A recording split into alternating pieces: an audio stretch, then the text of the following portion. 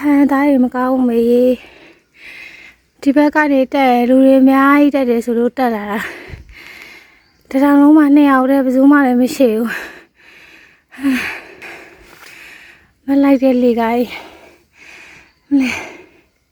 အခုကမနက်6:18မိနစ်ပေါ့နော်ဇက်ကပင်တောင်ကိုတက်မှာဖြစ်ပါတယ်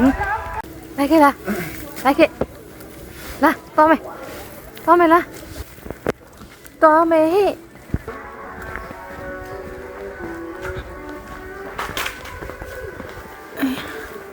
စနာလေးလိုက်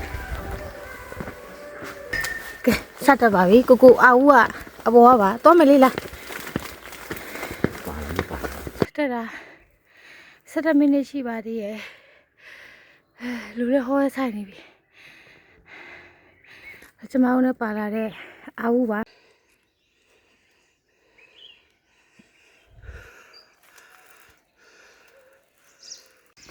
ကျမတို့တက်တဲ့တောင်ကလေကလေးတော့ပါတယ်ပေါ့နော်ဒါပေမဲ့အရမပါတယ်ဟိုဘက်ကတက်မယ်ဆိုရင်တော့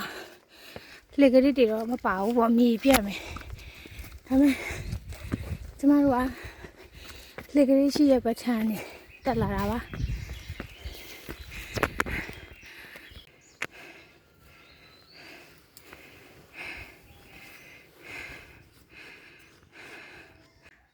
သားတွေမကောင်းမေး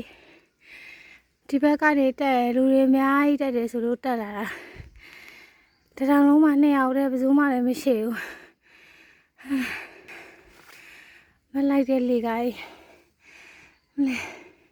မလိုက်တာမေးရေ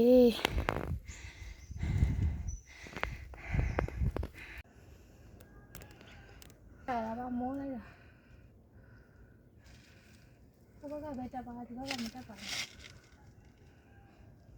အပေါ်ကြီးကနေကြည့်ရတဲ့မြင်ကွင်းကလှလိုက်တာလူတွေရဲ့ပင်မလာသမျှမောတွေကိုပြေလို့ပါ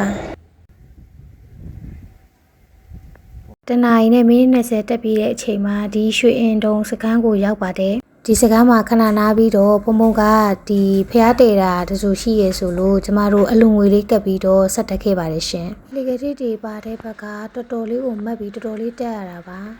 6:18မိနစ်ကနေတောင်ပေါ်ကိုစတက်လာတာ